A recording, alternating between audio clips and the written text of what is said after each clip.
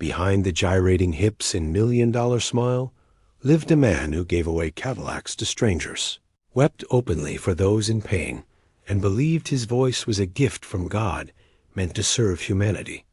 This is not the story, you know, of screaming fans and Vegas jumpsuits. This is the story of Elvis Presley's soul. How a poor boy from Tupelo, who never forgot hunger, became the king who fed thousands. How a man imprisoned by fame found freedom in kindness. And how the greatest rock and roll star the world has ever known understood that true royalty isn't measured in gold records, but in the lives you touch and the love you give away. Elvis Aaron Presley entered the world on January 8, 1935, in a two-room shotgun house in Tupelo, Mississippi. He was born with a twin brother, Jesse Garon, who was stillborn, a loss that would haunt Elvis his entire life. He often spoke of feeling incomplete, of carrying his brother's spirit within him, of being two souls in one body.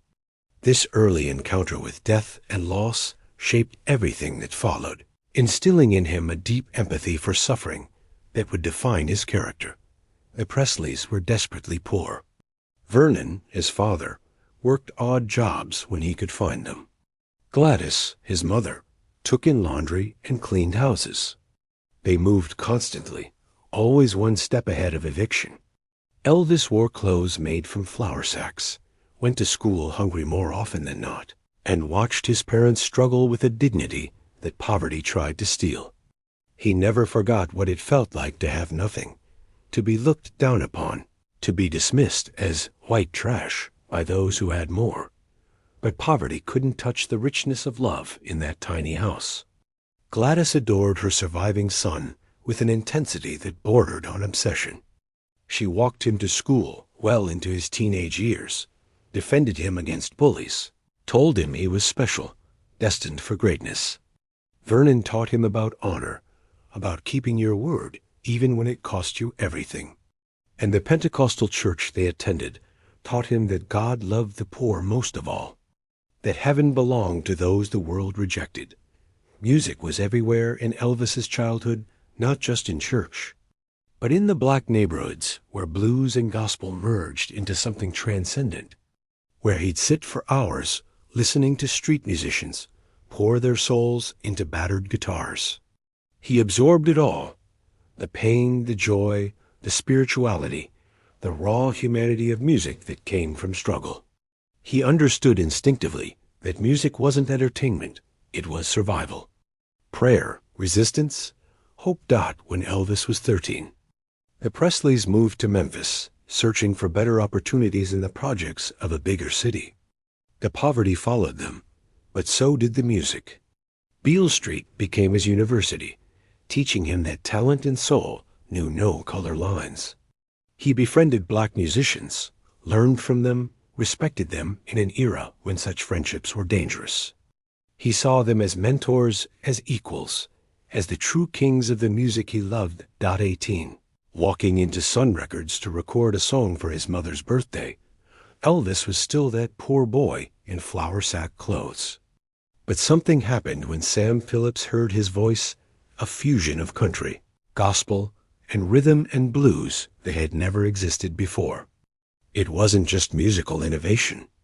It was a cultural revolution. Elvis's voice carried the pain of poverty, the joy of faith, the rebellion of youth, and the humanity of someone who'd lived on society's margins. Within 2 years, he'd become the most famous person in America. But he never forgot where he came from, and he never stopped being that boy who knew what it meant to have nothing and dream of everything. Fame and fortune came fast, but Elvis never held on to money with closed fists. The stories of his generosity are legendary, almost mythical, but they're all true. He gave away cars, Cadillacs, mostly to friends, strangers, employees, people he just met. He'd walk into a car dealership, see someone admiring a vehicle they couldn't afford, and buy it for them on the spot. When staff members at the dealership admired cars, he'd buy those too. In one legendary spree, he purchased 13 Cadillacs in a single day. But it wasn't about showing off or making grand gestures for publicity. Elvis genuinely couldn't stand seeing people struggle when he had the means to help. He paid strangers' hospital bills when he heard about their hardships. He bought houses for staff members and their families. He funded entire organizations serving the poor and disabled. During the Christmas season, he'd donate massive amounts to charities, always anonymously when possible, though his identity usually leaked anyway. His home, Graceland, had an open-door policy that drove his security team crazy. Fans could walk up to the gates any time, and Elvis would often come out to talk, sign autographs, take photos. He'd invite groups inside, give tours, let them see his life. He remembered what it felt like to be on the outside looking in, and he refused to become one of those celebrities who forgot where they came from. "They made me who I am," he'd say about his fans. "The least I can do is say hello." The Memphis Mafia, his entourage, wasn't just hired help. These were friends, brothers, chosen family. He paid them generously, supported their families, created a community where loyalty flowed both ways. Yes, they enabled some of his worst habits, but they also witnessed his best qualities, his late-night philosophical discussions about God and purpose, his reading of spiritual texts, his genuine concern for their well-being, his tears when he heard about suffering anywhere in the world. Elvis's relationship with his African-American musical roots never wavered, even when acknowledging it was controversial. He publicly credited black artists as his inspiration, insisted they receive respect and recognition. When critics accused him of stealing black music, he never got defensive. He pointed people toward the original artists, used his platform to promote their work. He understood he'd been given opportunities that systemic racism denied to the people who'd created the music he loved, and he tried, imperfectly but genuinely, to use his privilege to open doors, at his benefit concerts, raised millions for various causes, everything from the USS Arizona Memorial to local Memphis charities. He performed for free at fundraisers throughout his career. When disaster struck anywhere, Elvis's check arrived before the headlines faded. He gave not out of obligation or tax benefits, but because he fundamentally believed that those who have much should give much. In an industry famous for ego and greed, Elvis stood apart. He lived extravagantly. Yes, the cars, the mansion, the jumpsuits covered in jewels. But he also lived generously, opening his wallet, his home, and his heart to anyone in need. That was his true legacy, beyond the music. What few people understood about Elvis was how deeply spiritual he was, how much time he spent searching for meaning beyond fame. His childhood in Pentecostal churches had planted seeds that never stopped growing. Even at the height of his powers, when he could have anything or anyone, he'd stay up until dawn reading about comparative religion, philosophy, spirituality, and the nature of God. His library at Graceland contained hundreds of books on subjects most people would never associate with rock and roll royalty: yogic philosophy, theosophy, Christianity, Buddhism, mysticism, numerology, prophecy. He didn't just collect these books, he read them, underlined passages, wrote notes in margins, discussed them with anyone who'd engage. He was searching for something he could never quite articulate: purpose, connection, understanding of why he'd been chosen for this strange life. Gospel music remained his truest passion. The only Grammy Awards he ever won were for gospel recordings. When he sang hymns, something changed in him. The performer disappeared, and the believer emerged. "How Great Thou Art" could bring him to tears mid-performance. He'd close his eyes, raise his hands, and you could see he wasn't singing for the audience anymore. He was praying, connecting with something greater than himself, than his fame, than everything.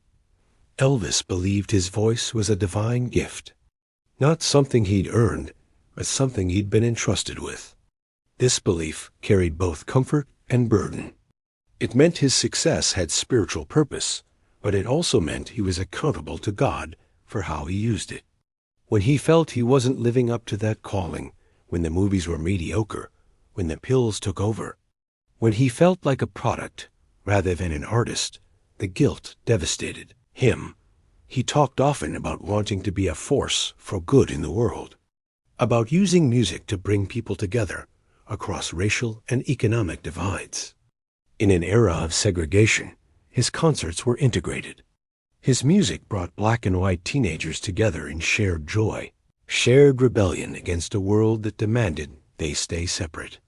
He never claimed to be a civil rights activist. He knew that title belonged to braver people making greater sacrifices, but his music did political work. Whether he intended it or not, his friendships revealed his hunger for genuine connection. Despite the hangers-on and yes men, he sought out people who'd challenge him, discuss ideas with him, see him as Elvis the seeker rather than Elvis the commodity. He'd talk for hours about the meaning of life, about whether fame was blessing or curse, about God's plan for humanity. These conversations sustained him when the machinery of celebrity threatened to grind his soul to dust.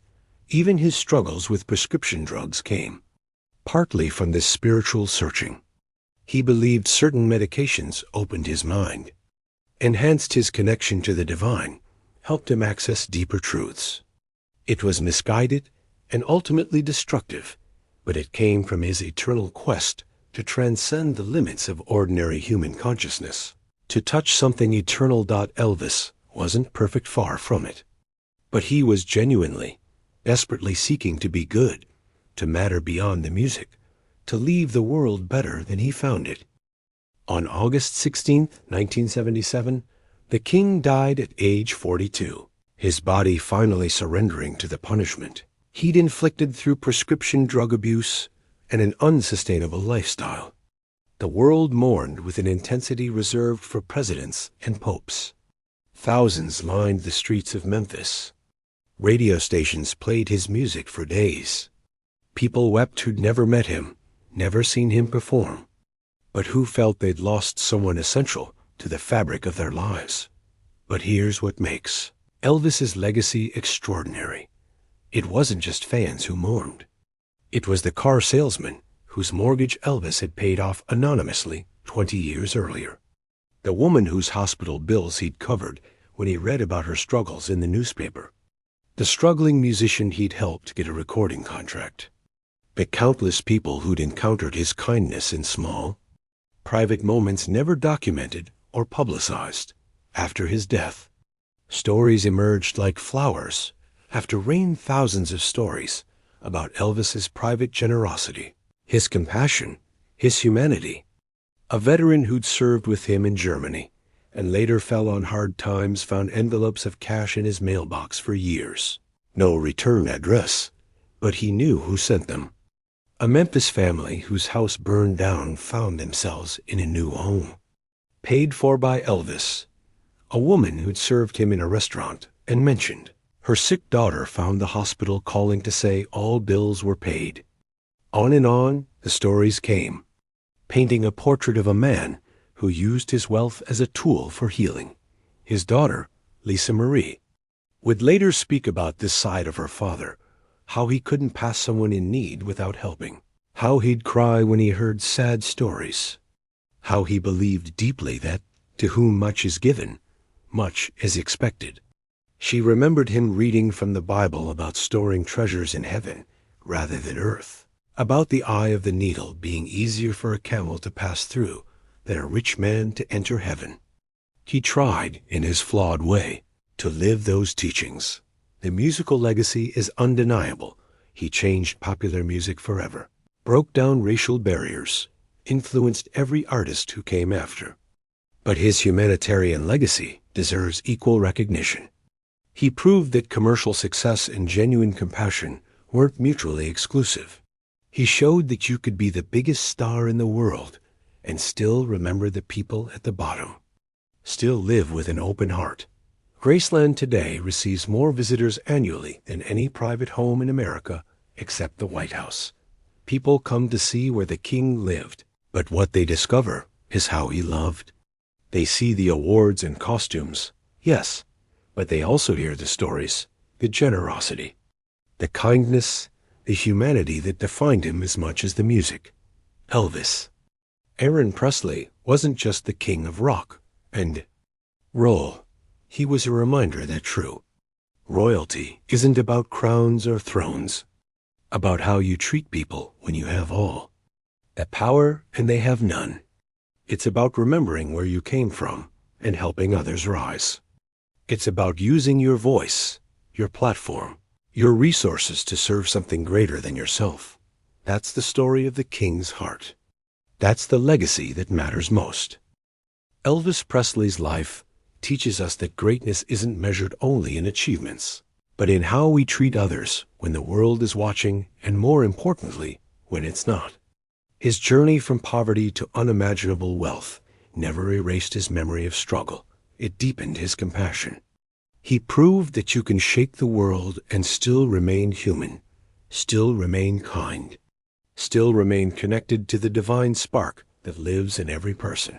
If this story moved you, honor Elvis's legacy by practicing kindness in your own life. Subscribe to keep discovering the untold stories of humanity behind the headlines. Share this with someone who needs to remember that one person's compassion can change the world. And tell us, what act of kindness will you perform today in the spirit of the King?